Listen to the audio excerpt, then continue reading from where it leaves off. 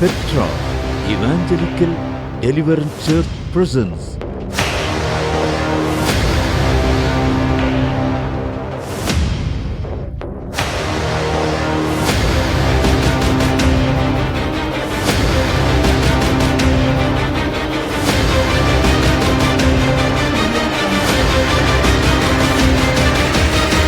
தீர்க்க தரிசன சத்தம், prophetic voice. தேவ மனுஷன் மோசஸ் மெல்கிசேதேக் தேவனால் வல்லமையாய் பயன்படுத்தப்பட்டு வருகிற தேவ ஊழியர். அப்போஸ்தலர் அழைப்பை பெற்ற இவர் கடந்த 11 ஆண்டுகளாக பெட்ரா சுவிசேஷ விடுதலை சபையின் ஸ்தாபகராகவும் மேய்ப்பராகவும் பணியாற்றிக் கொண்டு வருகிறார். இவருடைய தலைமைத்துவத்திற்கு கீழாக அநேக ஊழியர்கள் எழுப்பப்பட்டு இருக்கிறார்கள். அநேக திருச்சபைகளும் தேசமெங்கும் ஸ்தாபிக்கப்பட்டு இருக்கிறது. நூற்றுக்கணக்கான குடும்பங்கள் விசேஷித்த தேவனுடைய அபிஷேகத்தின் மூலமாய் பிசாசின் கட்டுகளில் இருந்தும் பொல்லாத ஆவியின் வல்லமைகளில் இருந்தும் விடுதலை ஆக்கப்பட்டு குடும்பங்கள் கட்டப்பட்டு வருகின்றது. அநேக புதிய ஆத்துமாக்களுக்கு தேவனுடைய சுகமளிக்கிற வல்லமையையும் விடுதலையின் வல்லமையையும் தீர்க்க தரிசன வல்லமையையும் வெளிப்படுத்தி அற்புத அடையாளங்களின் மூலமாக சுவிசேஷத்தை வல்லமையாக பிரசங்கித்து வருகிறார். விசேஷமாய் 5 வித ஊழியங்களில் தேவன் தேவ மனுஷன் மோசஸ் மெல்கிசேதேக்கை பயன்படுத்தி வருகிறார். சபையை ஸ்தாபிக்கின்ற ஒரு அப்போஸ்தலராகவும் சபையை மேய்க்கின்ற ஒரு மேய்ப்பராகவும் பெட்ரா வேதாகம கல்லூரியின் போதகராகவும் தேசங்களுக்கு ஒரு தீர்க்கதரிசியாகவும் மற்றும் சுவிசேஷகத்தை அறிவிக்கின்ற ஒரு சுவிசேஷகராகவும் உலகமெங்கும் பிரயாணம் செய்து கொண்டிருக்கிறார். தீர்க்க தரிசன சத்தம், prophetic voice. கர்த்தர் அதை என்னவா முடிய பண்ணினாரு? நன்மையாக. பக்கத்துல தட்டி சொல்லுங்க, உன் முடிவு நன்மையா முடியும். தட்டி சொல்லுங்க, உன் முடிவு நன்மையா முடியும். அல்லேலூயா சொல்லுவோம். உங்கள் முடிவை சத்துருக்கள் பார்ப்பார்கள். ஆமென் சொல்லுங்கள் பார்க்கலாம். வாழ மாட்டார்கள். அவர்கள் வாழ்ந்து கொண்டிருக்கிற இந்த நாட்கள் கர்த்தர் நீதியை சரிகட்டும் பொழுது வாழ முடியாமல் போய்விடும். யோசிப்பார்கள், எப்படியோ என்னவோ இவன் ஆவான் என்று பார்த்தோமே, என்னென்னமோ சொன்னோமே. பேலையாம் தீர்க்கதரிசி என்னென்னமோ இஸ்ரவேலை சபிக்க தீர்க்க தரிசனம் சொன்னான். என்னவோ நடக்கும் என்று எதிர்பார்த்து கொண்டிருக்கிற வேளையில ஆண்டவர் சொன்னார், நான் ஆசீர்வதித்ததை ஒருவனாலும் சபிக்க முடியாது. நான் உயர்த்தினவர்களை ஒருவராலும் தாழ்த்த முடியாது. நான் கொண்ட திட்டத்தை ஒருவராலும் மாற்ற முடியாது. அதை சொன்னேன், அதை செய்வேன். அதை திட்டம் பண்ணினேன், அதை நிறைவேற்றி முடிப்பேன். அதை நன்மையாய் முடிய பண்ணுவேன். கையை உயர்த்தி ஹல்லேலூயா. உங்கள் கர்த்தர் உங்கள் சிறையிருப்பை மாற பண்ணுகிறார். மூன்றாவதாக எதை தேவன் மாற்றுகிறார்? யாத்திராகமத்தின் புத்தகம் 15ஆம் அதிகாரம் வசனம் 25 வாசிக்க கேட்கலாம். மோசே கர்த்தரை நோக்கி கூப்பிட்டான். அப்பொழுது கர்த்தர் மோசேக்கு ஒரு மரத்தை காண்பித்தார். அதை அவன் தண்ணீரில் போட்டவுடனே அது மதுரமான தண்ணீராயிற்று. அவர் அங்கே அவர்களுக்கு ஒரு நியமத்தையும் ஒரு நியாயத்தையும் கட்டளையிட்டு அங்கே அவர்களை சோதித்து, எனக்கு அருமையானவர்களே, இஸ்ரவேல் ஜனங்கள் எகிப்தினுடைய அடிமைத்தனத்திலிருந்து வெளியே வர்ற நேரத்தில் ஒரு பெரிய தண்ணீரின் நீரூற்ற பார்க்கிறார்கள். அது மாறா தண்ணீர் எல்லாம் கசப்பா இருக்கிறது. எல்லாரும் பக்கத்தில் தட்டி சொல்லுங்க, கசப்பா இருக்கு. சில நேரம் நம்ம லைஃப்ல நடக்கிற சில விஷயங்கள் எல்லாம் நம்ம யோசிக்கும் போது அது எப்படி இருக்கு? ரொம்ப கசப்பு, ரொம்ப கசக்குது. நினைக்க கூட முடியல, அதை யோசிக்க கூட முடியல. அப்படி சில அனுபவங்களை கடந்த வருஷங்களில் கடந்திருக்கிறீங்க. பாஸ்டர், என்னால கடந்து செல்லவே முடியல. எந்த சூழ்நிலையிலும் அந்த கசப்பான அனுபவம் என் கண்ணு முன்னுக்கு வந்து நிக்குது. நடக்கக்கூடாதது நடந்ததை நான் நினைக்கும் போதெல்லாம் அது கசப்பாவே இருக்கு. அந்த கசப்பான அனுபவங்கள் அடிக்கடி என் ஞாபகத்துக்கு வருது. என் கணவன் எனக்கு செய்த துரோகம், என் மனைவி எனக்கு செய்த துரோகம், என் பிள்ளைகள் எனக்கு செய்த துரோகம், என் சொந்தங்கள் எனக்கு செய்த துரோகங்கள். பக்கத்தில் தட்டி சொல்லுங்க, அந்த கசப்பை கர்த்தர் இன்னைக்கு மாற பண்ணுகிறார். விசுவாசிக்கிறீங்களா? உங்க பிட்டர் எக்ஸ்பீரியன்ஸ் எல்லாம் இன்னைக்கு ஸ்வீட்டா மாறுது. இந்த வருஷம் என்னவா மாறுது? இந்த 24 நாளும் கொஞ்சம் போன வருஷத்தோட கசப்பு, முந்தின வருஷத்தோட கசப்பு, 10 வருஷத்துக்கு முன்னுக்கு நடந்த சம்பவம், 30 வருஷத்துக்கு முன்னுக்கு நடந்த சம்பவம் எல்லாம் உங்களுக்கு என்னவா இருந்திருக்கலாம்? கசக்கி இருந்திருக்கலாம். ஆனால் இன்னைக்கு கர்த்தர் சொல்றாரு, ஒரு மிரக்கல் நான் செய்ய போறேன், ஒரு மிரக்கல் நான் செய்ய போறேன், ஒரு அற்புதத்தை செய்ய போறேன். ஒரு மரத்துண்டை மட்டும் வெட்டி அந்த தண்ணியில போடு, அதை எல்லாம் கசப்பையும் நீக்கி அதை மதுரமாய் மாற பண்ணிரும். அந்த மர கிளை வேற ஒன்றும் அல்ல, மரத்திலே தூக்கப்பட்ட எவனும் சபிக்கப்பட்டவன் என்று எழுதியிருக்கிறபடியே அந்த மரத்திலே தூக்கப்பட்டவர் நம்முடைய ஆண்டவராகிய இயேசு. ஈசாயின் அடிமரத்திலிருந்து ஒரு கிளை எழும்பி என்று சொல்லப்பட்ட மரம் வேற ஒன்றும் அல்ல, ஆண்டவராகிய இயேசு. அந்த இயேசுவானவர் இன்றைக்கு உன் வாழ்க்கையில போடப்படுவாரானால், அப்படி சிலுவை மரணம் உன் வாழ்க்கையில வருமானால், கசப்புகளை இனிமையா மாறிட பண்ணுகிறார். மறப்பீர்கள், மறந்து போவீர்கள். கடந்ததை நினைத்து கலங்காதே, நடந்ததை மறந்து விடு. கர்த்தர் புதியன செய்திடுவார், இன்றே நீ காண்பாய், இன்றே நீ காண்பாய், இன்றே நீ காண்பாய். கலங்கிடவே வேண்டாம். கரம் தட்டி கலங்கிடவே வேண்டாம். நம் இயேசு கைவிட மாட்டார்.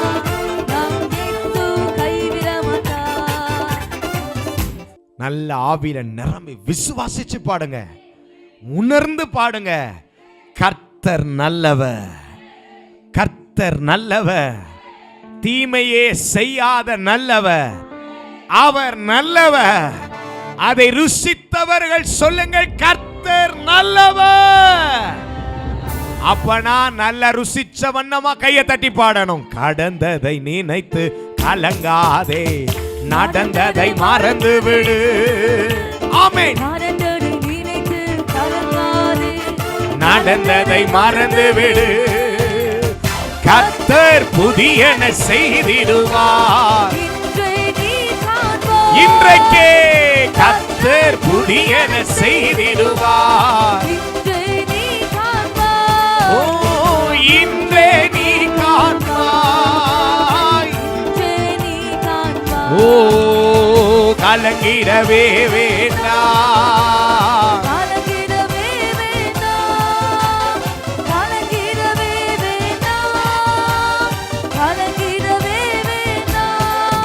நம் இயேசு கைவிட மாட்டார்.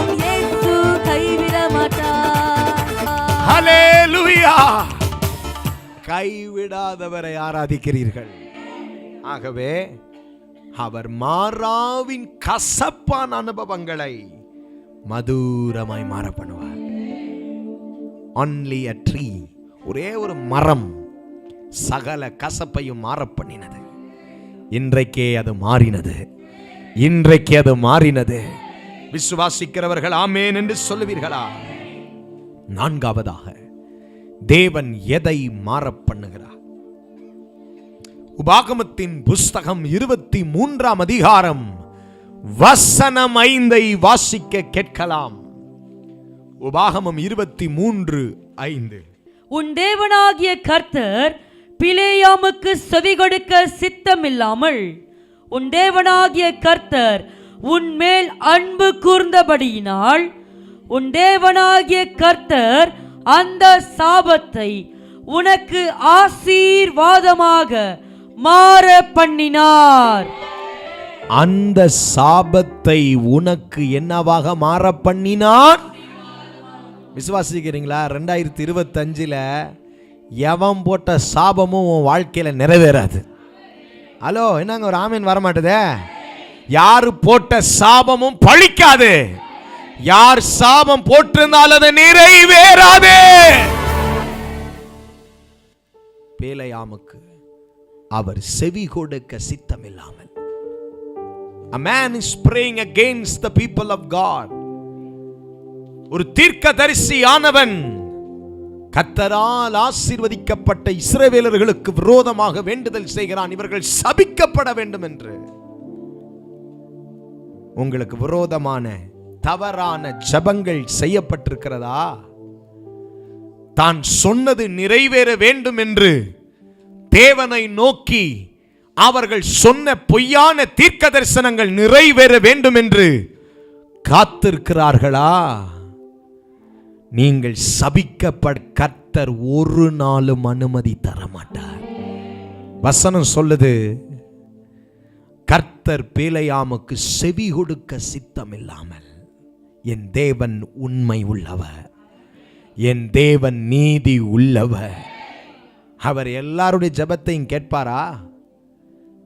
ஜெபத்தை கேளாதவனுடைய, வேதத்தை கேளாதவனுடைய ஜெபம் அருவருப்பானது என்று சொன்னார். சில அருவருப்பான ஜெபங்கள் உண்டு. கிறிஸ்தவர்களை சபிக்கும் ஜெபங்கள் உண்டு.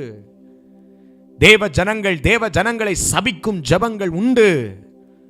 மந்திரகாரன் சூனியகாரன் தேவையில்லை. போ, இன்னொரு கர்த்தருடைய பிள்ளை இன்னொரு கர்த்தருடைய பிள்ளையை சபிச்சு ஜெபிக்க இன்னைக்கு முயர்ந்து விட்டார்கள். அவர்களுடைய சாபங்கள் ஒன்றும் உங்களுக்கு பலிக்காது.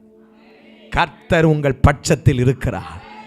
யாருக்கு விரோதமாகவும் ஜெபிக்கிற ஜெபத்தை தேவன் கேட்க மாட்டார். ஒரு ஆமீன் சொல்ல மாட்டீர்களா? பேலையாம் அவன் தைரியமாய் வந்து ஜனங்களை சபிக்க வருகிறான். அவன் தீர்க்கதரிசி, அவன் கர்த்தரால் அபிஷேகம் பண்ணப்பட்டவனாயிருக்கலாம். ஆனால் கர்த்தர் உங்கள் மேல் வைத்த ஆசீர்வாதத்துக்கு மேல ஒருவனால் உங்களை சபிக்கவே முடியாது. ஓ, இப்படி இவன் செஞ்சதுனால தான் உங்களுக்கு, இவங்க தீமை செஞ்சதுனால தான் இவங்களுக்கு இப்படி நடந்தது, உங்கள் மனதை கஷ்டப்படுத்தினதுனால தான் இப்படி நடந்தது, உங்களை குற்றப்படுத்தி இருக்கலாம். நான் சொல்லுகிறேன், பேழையாமினுடைய ஜெபத்திற்கு தேவன் செவி கொடுக்க சித்தமில்லாமல், அந்த வார்த்தையை கவனிங்க, he will never hear. That is not the will of God. அது தேவ சித்தம் இல்லை. போறவன் வர்றவன் எல்லாரும் சபிக்கிறதெல்லாம் கேட்டுக்கிட்டு அதற்காகவா உங்களை விலை கொடுத்து சிலுவையில் ரத்த சிந்து மீட்டினாரு? அதற்காகவா நீ என் உரிமை சொத்துன்னு சொன்னாரு? அதற்காகவா நீ என்னுடைய தாசன் என்று சொன்னாரு? இதற்காகவா நீ என்னால் அபிஷேகம் பண்ணப்பட்டவன் சொன்னாரு? எதற்காக உங்களை விலை கொடுத்து வாங்கினாரு? போறவன் வர்றவன்லாம் அவங்களை சபிக்கிறதுக்கா? சபித்து கொண்டே இருக்கிறவன் ஒரு நாள் சடுதியிலே நாசம் அடைவான். அவன் காணாமல் போய் விடுவான். பேலையாம் எங்கே போனான் என்றே தெரியல. கர்த்தர் அவனை கொலை செய்ய எதிர்நோக்கி போனார். கழுதைக்கு விளங்கினது அவனுக்கு விளங்கல. தேவனுடைய பிள்ளைகளே, ஒருவராகிலும் உங்களை சபித்து ஜெபம் பண்ணியிருந்தால் இன்னைக்கு ராத்திரி நீங்க வந்தது நல்லது. அந்த ஜெபங்களை கர்த்தர் புரட்டி ஏழத்தனையா அவங்க வீட்டுக்கு திருப்புறாரு. அவர்கள் மடிகளுக்கே அது திரும்புது. கர்த்தர் அதை அவர்களுக்கே திருப்புறாரு. ராபா கதடா ராபா சந்தன் தடக சக்கதட கதட கதட கபலா உடி உடி உடி மன ஹஸ்மகதோடியா. யாருக்கு கர்த்தர் இதை தீர்க்க தரிசனமா பேசுறாரு? யார் உன்னை சபித்தார்களோ, யாருடைய உபவாசங்கள் கேட்கப்படும் என்று உபவாசம் பண்ணார்களோ, யாருடைய கண்ணீரின் ஜெபங்கள் ஏறெடுக்கப்பட்டதோ அவர்கள் மடிகளுக்கே அது திரும்புவதாக. திரும்புவதாக. திருப்புறார் ஆண்டவர். அது உன்மேல் பழிக்காது. அது உன்னை தொடருவதில்லை. அது உன்மேல் இறங்குவதில்லை. கர்த்தர் திருப்புறார். கையை நல்ல உயர்த்தி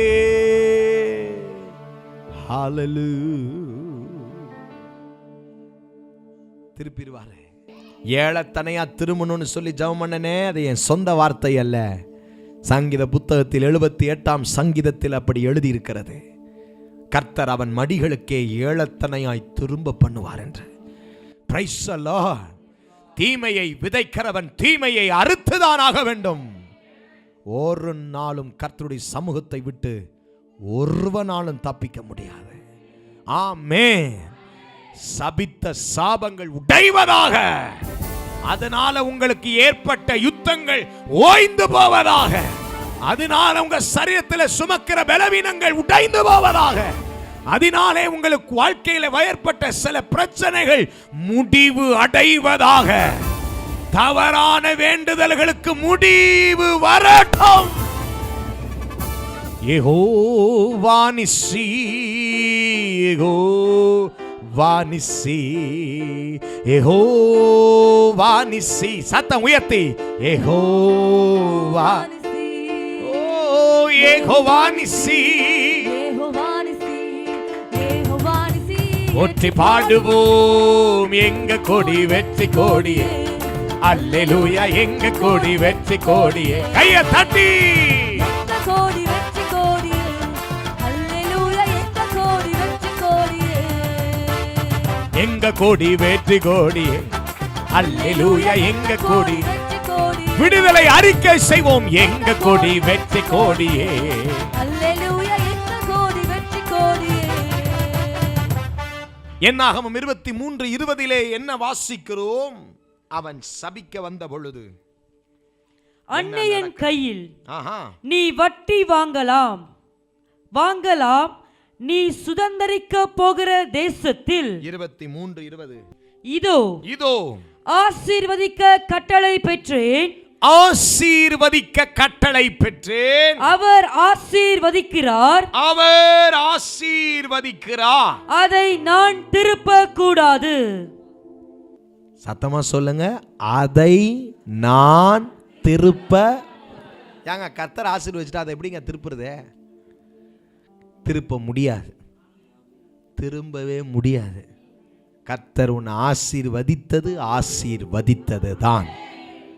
அவர் செஞ்ச ஆசீர்வாதத்தை எவ்வளவு பெரிய கொம்பம் வந்தாலும் ஒண்ணுமே பண்ண முடியாது. அவன் முகம் செத்து போகும். அவன் முகம் எப்படி செத்து போகும் தெரியுமா? அவங்க செய்த எல்லாம் தீவினையும் அவர்களுக்கு திரும்பும் போது இடறி விழுவார்கள். ஹல்லேலூயா, ஹல்லேலூயா. இந்த வருஷத்தில் இதெல்லாம் நீங்கள் பார்ப்பீர்கள்.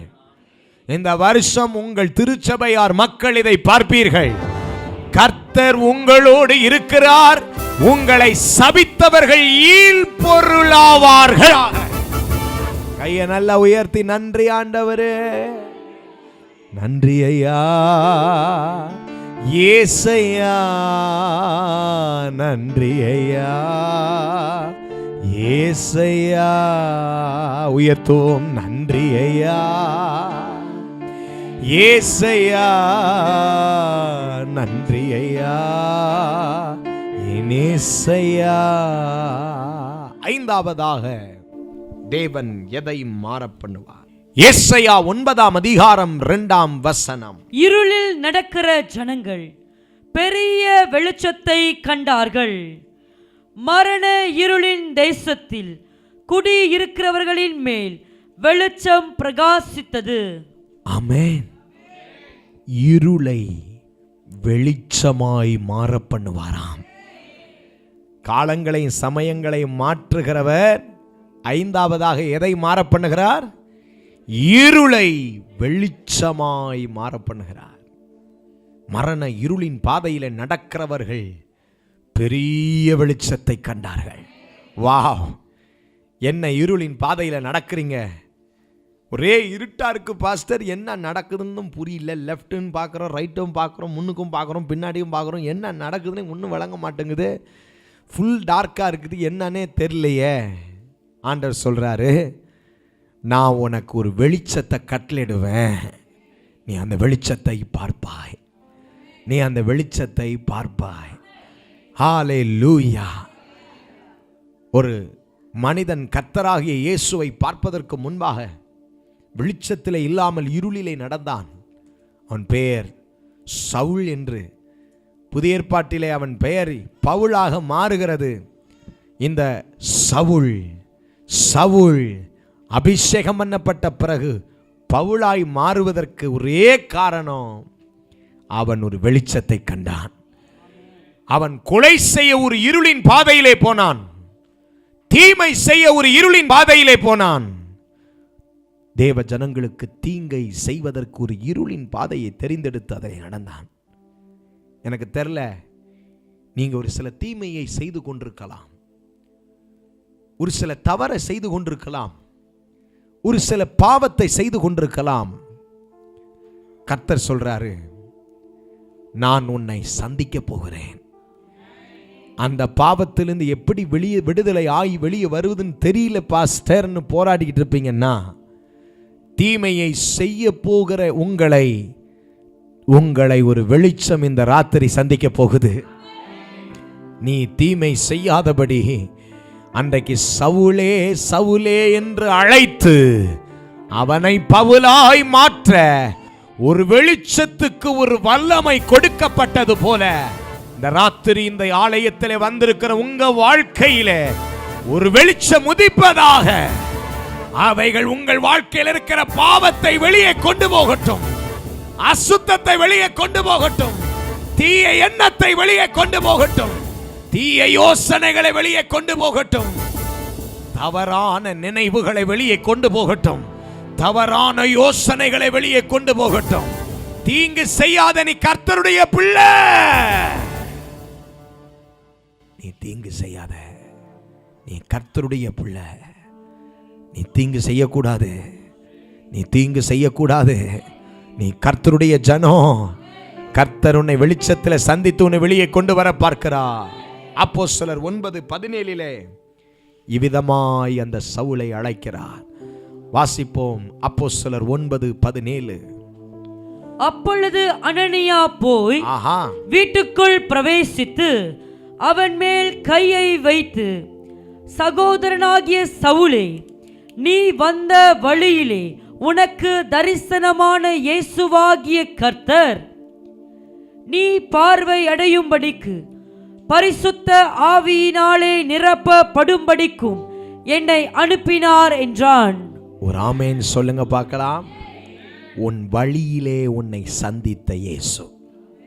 எல்லாரும் சொல்லுங்க, வழியிலே சந்தித்த இயேசு. வாவ்! உங்க வழிக்கு இயேசு வராரு, உங்க பாதையில இயேசு வருகிறாரு. இருள் எல்லாம் வெளிச்சமா மாறுது. வாவ்! மாறுதுங்க இன்னைக்கு. இனி இருளை கண்ட நாட்கள் முடிந்தது. நீங்கள் இருளின் பிள்ளைகள் அல்லாமல் வெளிச்சத்தின் பிள்ளைகள் என்று அழைக்கப்பட்டவர்கள். வெளிச்சம் உன்னிலிருந்து உதிக்கும். கர்த்தர் உன்மேல் உதிப்பார், கர்த்தர் உன்மேல் உதிப்பார். உன் இருளெல்லாம் வெளிச்சமாய் மாறும். கையை நல்ல உயர்த்தி ஆமென். இந்த வருஷம் 5 காரியத்தை கர்த்தர் மாற பண்ணுகிறாராம். நம்பர் 1 எதை மாற பண்றாரு? நம்பர் 2, நம்பர் 3 மாறாவின் கசப்பை. நம்பர் 4 சாபத்தை ஆசீர்வாதம். 5வது இருளை வெளிச்சமா. எல்லாம் இந்த வருஷம் மாறும். இந்த 5 வசனத்தை டிக்ளேர் பண்ணி ஜெபிக்கிறேன். இன்னைக்கு கர்த்தர் இந்த வசனத்தின்படியே இந்த வருஷம் முழுவதையும் உங்களுக்கு அவர் சொன்னார், அதை செய்வார். அதை திட்டம் பண்ணினார், அதை செய்து முடிப்பார். எழுமி நிற்கலாம் நம் ஜெபத்திற்காக. மனமாறிட மனுபுத்திர நல்ல நீர் செய்வதை தடுப்பவர் யாருமில்லை. நீர் செய்வதை தடுப்பவர் எல் ஷடாய் தேவமே. சர்வ வல்லமை உள்ளவரே யெகோவா தெய்வமே. என்னை பெருக உங்க சத்தத்தை நல்லாதான் உயர்த்துங்களே. எல் ஷடாய் சர்வ சர்வ வல்லமை உள்ளவரே யெகோவா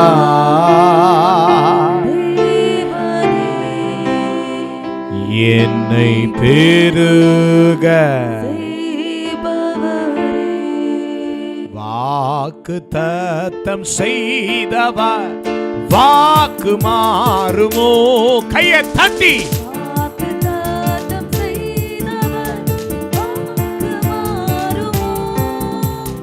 இல்லை இல்லை ஒரு போதும் இல்லை இல்லை ஒரு நாளும் இல்லை இல்லை ஒரு போதும் இல்லை இல்லை மாறாதவர் இயேசு வாக்கு மாறாதவர்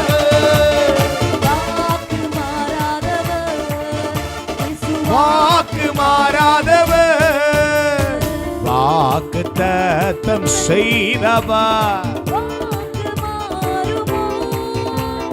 வாக்கு தத்தம் செய்தவர் ஓ இல்லை இல்லை கை உயர்த்தி